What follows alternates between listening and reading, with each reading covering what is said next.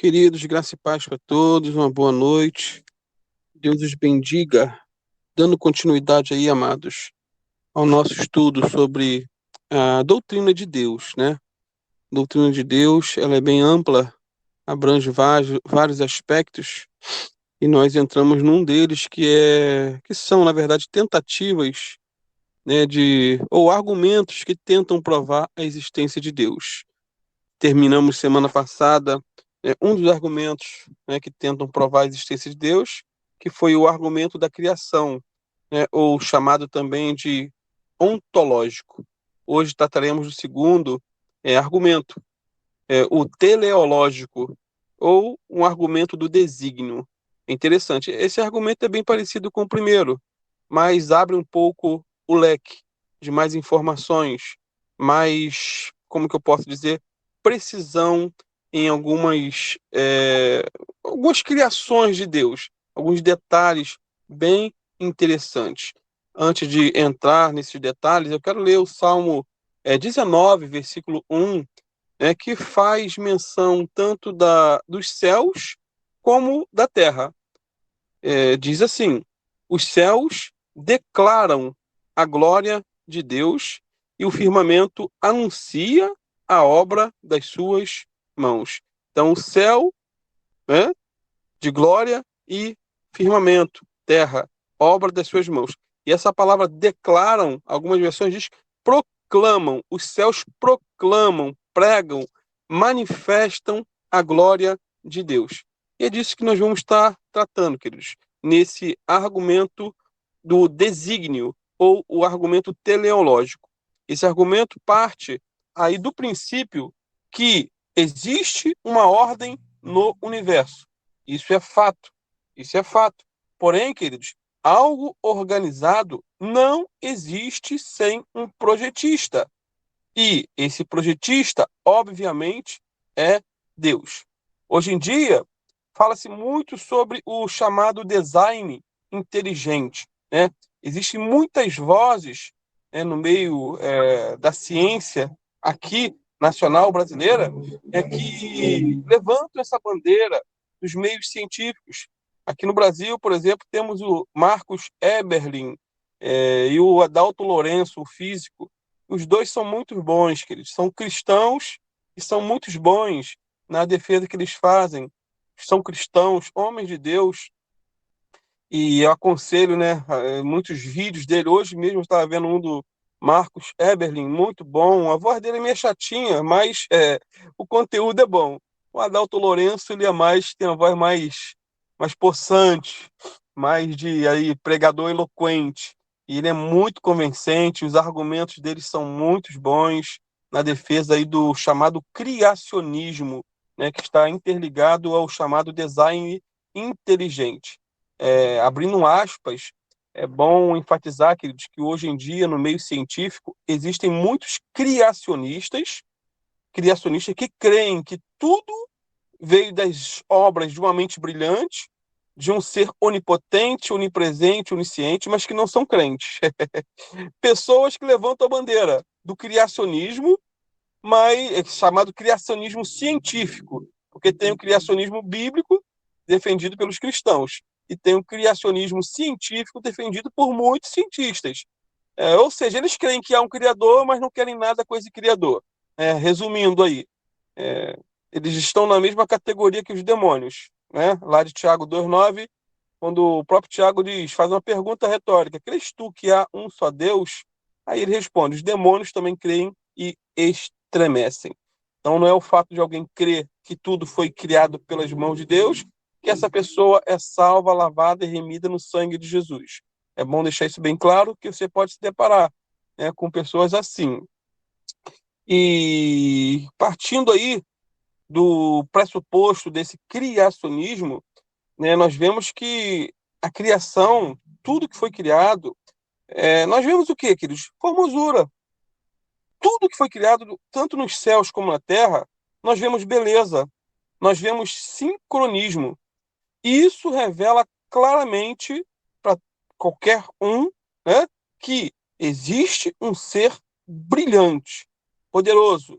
e, muito mais do que brilhante e poderoso, detalhista, que fez tudo para a sua glória. Isso é ponto fundamental, né? Não tem o que questionar. Por exemplo, o grande relógio famoso lá de Estrasburgo tem, além das funções normais de um relógio, também uma combinação de luas e planetas que se movem. É interessante, né? Mostrando dias e meses com a exatidão dos corpos celestes, com seus grupos de figuras que aparecem e desaparecem com regularidade igual ao soarem as horas do grande cronômetro. Agora, para pensar. Declarar que não houve um engenheiro que construiu esse relógio famoso de Estrasburgo e que esse relógio aconteceu ou apareceu por acaso, seria aí insultar a inteligência e a razão humana. É como aquele argumento que eu usei semana passada, né, do Isaac Newton com um amigo que era ateu, daquela maquete do sistema solar. E o amigo foi encantado com tanta tecnologia, com tanta precisão, e perguntou para o Isaac Newton de onde tinha aparecido aquilo. Ele disse que veio do nada. Apareceu, foi uma explosão que teve aqui no meu escritório e aconteceu aí essa maquete do sistema solar. Agora, queridos, um exame simples, né? Por exemplo, um simples relógio de pulso, né? Revela que os sinais de desígnios estão ali contidos, porque ali existem diversas peças que são reunidas com um propósito prévio. Elas são colocadas de tal modo que produzem o quê? Movimentos, e esses movimentos são regulados de tal maneira que marcam as horas. Isso é tão simples. Daí podemos aprender duas coisas. Primeiramente, que o relógio teve alguém que o fez e que o fabricante compreendeu a sua construção e o projetou com um propósito. Qual o propósito? Qual o desígnio do relógio? Marcar horas. Então, a finalidade do relógio é essa. E houve um projetista, houve um arquiteto por trás, né? Houve aí um engenheiro mecânico ou coisa parecida. Portanto, da mesma maneira, queridos, tudo que Deus fez, o fez com um propósito específico. Por mais que, às vezes, não entendamos o porquê de algumas coisas, porquê da criação de algumas coisas, porque, por exemplo, que Deus criou a barata ou o rato. Amados, se entrarmos aí nesse campo da pesquisa científica, nós vamos ver que a finalidade, eu não sei qual é, não estudei, mas de uma barata, de um rato, né, ou outro tipo de inseto aí nojento, uma lacraia, por exemplo, há uma finalidade, há um propósito. Não foi feito à toa. A lacraia, por exemplo, você vê que é um bicho bem, assim, dá medo. Mas se você analisar os detalhes daquelas pernas todas sincronizadas, andando, amados, isso não pode ter vindo de uma explosão. Isso é algo que agride, né, a inteligência humana, uma simples lacraia. E se formos pesquisar, vamos ver que há um propósito pela qual Deus criou tanto uma lacraia, como uma barata, como um rato, e assim por diante. Até a poeira, se os amados não sabem, tem uma razão de ser. Para que, pastor, poeira? Será que é só para sujar a casa? Só para ter que ficar passando, né, pano? Queridos, sem a poeira, jamais veríamos um céu azul, dizem os pesquisadores. A 27 quilômetros de altura, por exemplo, não existe poeira. E o céu é todo negro. Não há nenhuma claridade. E outro detalhe: se não fosse a poeira, não haveria chuva. Por incrível que pareça. Uma gota de chuva é feita de 8 milhões de minúsculas gotículas. E cada uma dessas 8 milhões de gotículas envolve uma ínfima partícula de pó, de poeira. Sem elas, sem essas poeiras, o mundo ressecaria e a vida cessaria sobre a terra. Não valorize a poeira que entra na sua casa. Aí eu pergunto: acaso ou obra de um projetista habilidoso e inteligentíssimo? E o que falar, queridos? Um outro detalhe: da atmosfera terrestre. Amados, vivemos sobre um imenso oceano de ar. 78% nitrogênio, 21% oxigênio e 1% de quase uma dúzia de outros elementos estão aí na atmosfera. Os estudos, chamados estudos espectrográficos de outros planetas dos sistemas estelares, que estão aí no universo, demonstram que não existe outra atmosfera, nenhuma parte do universo conhecido que seja feita desses mesmos ingredientes, desses mesmos gases, né, que contém aqui no planeta Terra. Nada com uma composição parecida como a nossa. Então, embora o homem descarregue aí uma tremenda quantidade de dióxido de carbono na atmosfera, isso é absorvido pelos oceanos. E o homem pode, assim, continuar vivendo nesse belíssimo planeta. Agora, se a atmosfera não fosse tão espessa ou alta como ela é, nós seríamos esmagados pelos bilhões de pedaços de lixos cósmicos que caem todo dia sobre a Terra, em forma de meteoritos, sobre o nosso planeta, que são literalmente incinerados.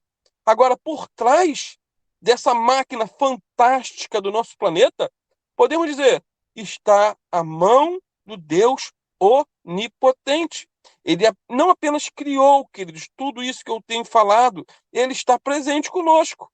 Ele não apenas trouxe à existência o que antes não existia, muito pelo contrário, ele também cuida da obra da sua criação. Ele é um Deus que intervém. Ele não só criou aí a poeira, não só criou a atmosfera, tudo perfeito, mas cuida da sua natureza. Ele é o Deus que intervém. Ele é o Deus que criou o universo com leis. Sim, mas age nessas leis e sobre essas leis. Existe um outro detalhe, o chamado ciclo do nitrogênio. O Dr. James Kennedy, né, um pastor americano, e não só pastor, mas muito estudioso dessa área, né, de atmosfera, sobre as diversidades da criação de Deus, ele diz que o nitrogênio é um elemento extremamente inerte. Né? Se não fosse inerte, nós seríamos todos envenenados por diversos compostos de nitrogênio. No entanto, por ele ser inerte, é impossível combiná-lo naturalmente com outros elementos, obra do acaso.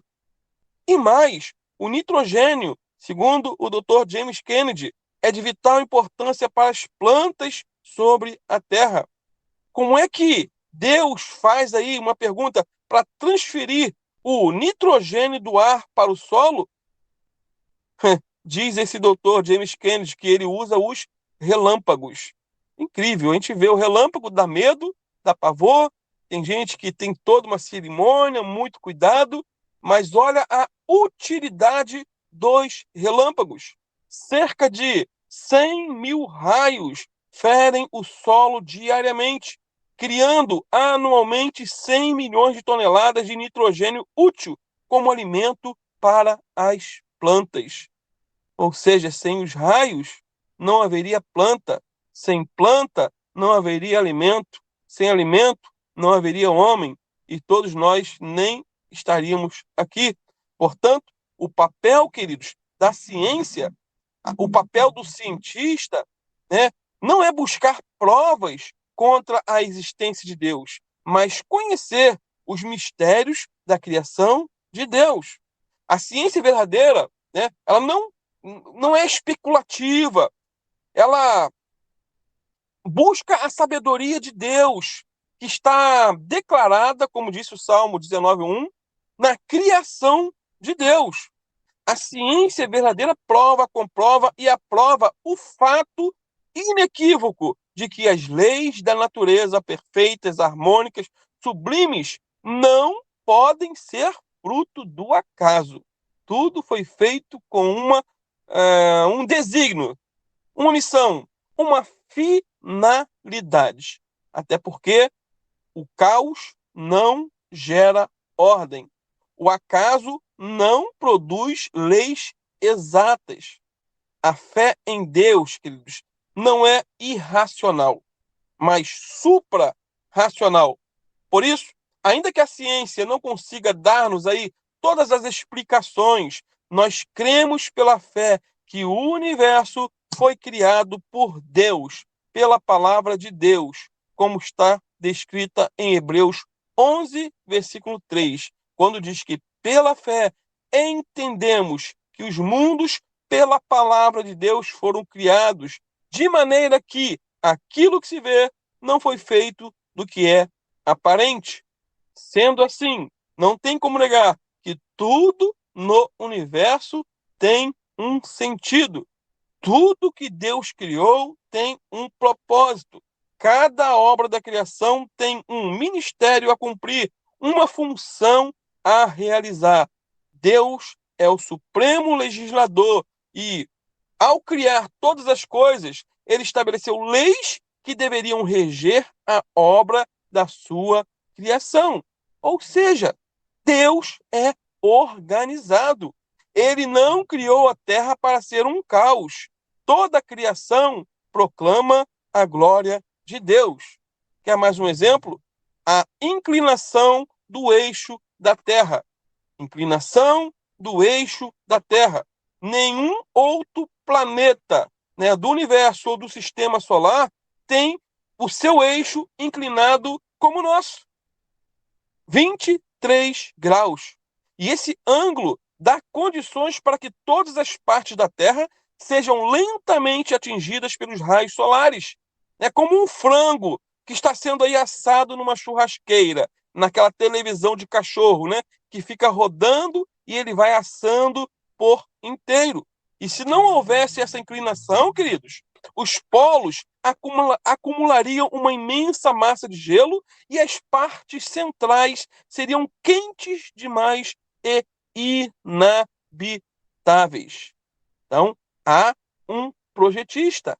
Deus colocou a Terra na posição certa, no ângulo certo, com um propósito: manter a vida sobre esse planeta. E o que falar da água? Você já pensou na maravilha que é a água? Queridos, em lugar nenhum do universo encontramos água em quantidade como encontramos na Terra. Dizem que encontraram algumas partículas de gelo aí por Marte, outro lugar, mas como o nosso planeta não existe água. A água existe na forma sólida, não é isso? Como gelo. Sob a forma de neve, ela armazena-se nos vales, como chuva, molha e limpa a terra. Como vapor, fornece umidade para a maioria das terras aráveis. Ela existe, queridos, como uma cobertura para a terra na quantidade exata. E, como vapor, a água movimenta poderoso maquinário que existe no planeta. Obra do acaso? E mais, a água é o único líquido que é mais pesado a 40 graus centígrados do que quando está congelado. E se não fosse assim, não haveria sobre a Terra, né? Não haveria vida sobre a Terra, pois congelada ela é mais leve e flutua. Do contrário, os lagos e rios se congelariam de baixo para cima e, consequentemente, mataria todos os peixes. As algas marinhas, né, muito vital aí na biodiversidade, seriam destruídas e nossa fonte de oxigênio cessaria e, consequentemente, a humanidade morreria. Muitas pessoas, elas não enxergam, não porque falta luz, mas por causa da cegueira espiritual. Cegueira espiritual. As provas e as evidências em favor de um Deus Criador Todo-Poderoso são fortíssimas. E lutar contra essas verdades, ou essa verdade incontroversa, é afogar a razão no mais profundo obscurantismo. A pessoa fica cega, ela não enxerga aquilo que está diante dos seus olhos. Mesmo desenhando, a pessoa não quer enxergar. Então, temos que ter cuidado, queridos. Nunca duvidar que tudo foi feito pelo Criador, mas, acima de tudo, crer, descansar e confiar nesse Criador que amou o mundo de tal maneira que deu o seu Filho unigênito para que todo aquele que nele crê não pereça, mas tenha a vida eterna. Eu quero concluir com a maravilha do corpo humano. Maravilha do corpo humano. Justino Mendes, em sua obra Razões de Nossa Crença, ele transcreve uma bela página sobre a complexidade fantástica do corpo humano. Eu não sei se você já parou para pensar nesse corpinho que você tem e como ele é complexo e como ele é, ao mesmo tempo, como que eu posso dizer, tudo bem feito, tudo no lugar certo, com a finalidade certa.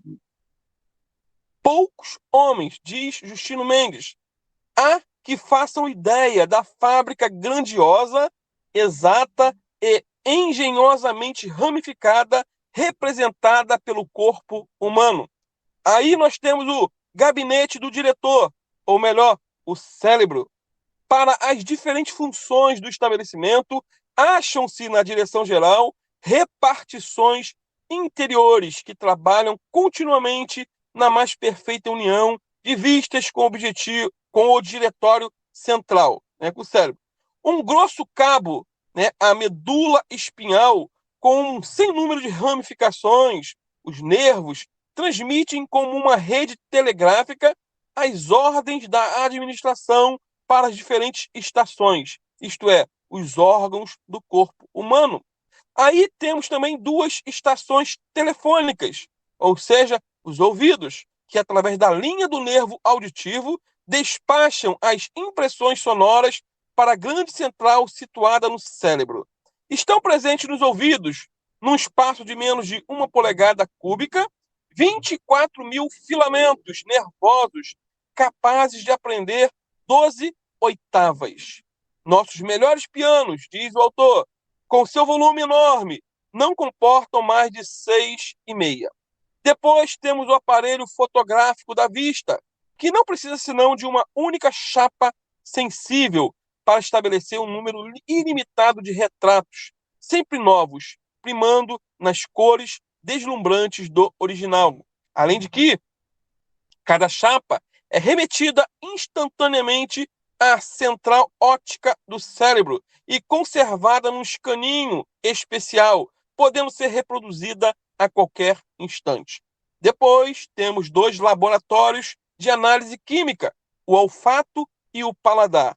Também temos uma dupla bomba aspirante e premente, chamado de coração, que através das artérias, sistema de canalização individualmente prático e engenhoso, faz circular o sangue por todas as partes do corpo. Este trabalho mecânico equivale a erguer o seu próprio peso a mais de 400 metros por hora.